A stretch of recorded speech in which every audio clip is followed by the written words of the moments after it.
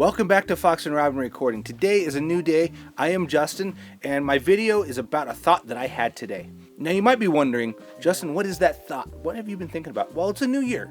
It's 2026. We got new things coming on. We got new things going out. It's a new year.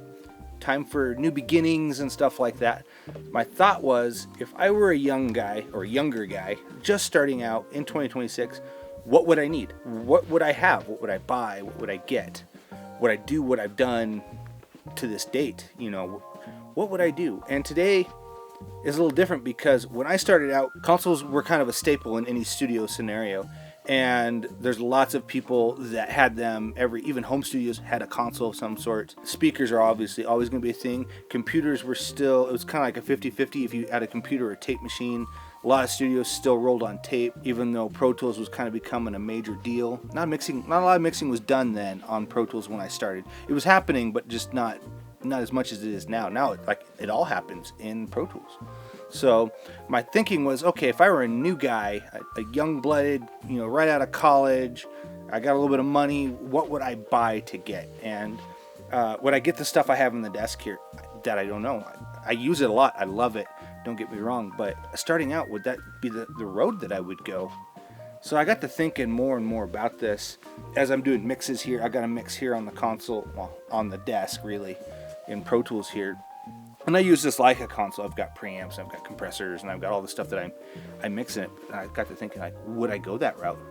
Today's interfaces are way better than they were when I started 10, 15 years ago. They're even better today than they were yesterday. They just keep getting better and better sounding, better quality, better build, more options, more features. Fender rolled out their 16-channel one that has 8 mic pre's and 8 1/4-inch, which gives you a good option of plugging in hardware to mix through as well as your mic pre's. There's all that kind of stuff that has happened nowadays.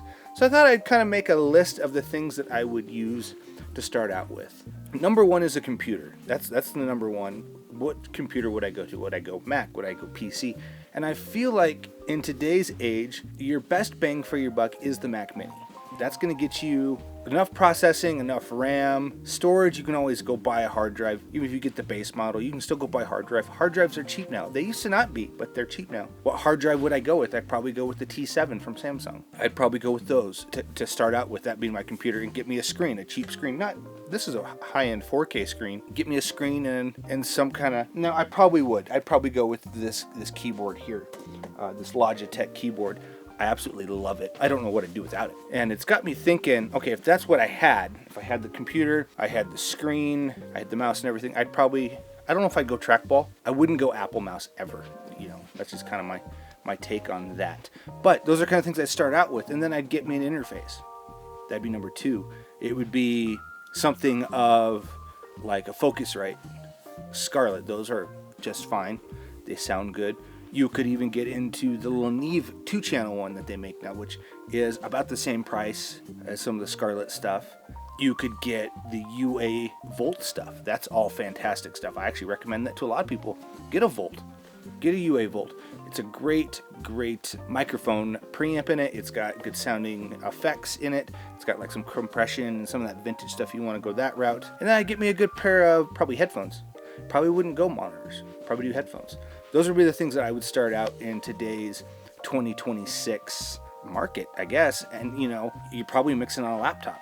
If you're on a laptop, I would go with MacBook Air. I would go Mac, is what I'm saying.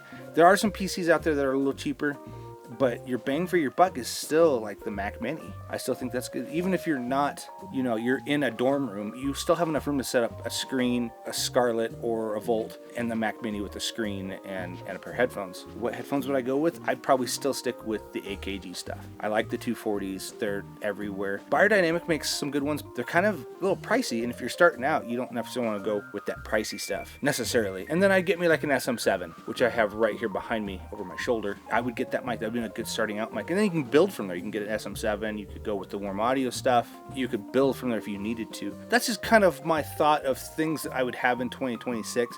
hopefully that helps. And if you want to help us out, hit the like and subscribe button down below. But hit that like and subscribe, hit the like button, watch our other content. It helps us out greatly. And like I said, hopefully it helps you out in a 2026 market of buying new gear just starting out. And in case you want to mix and master here, go to our website, foxandrobynrec.com. There'll be a link somewhere. So thanks for watching, and we'll see you next time.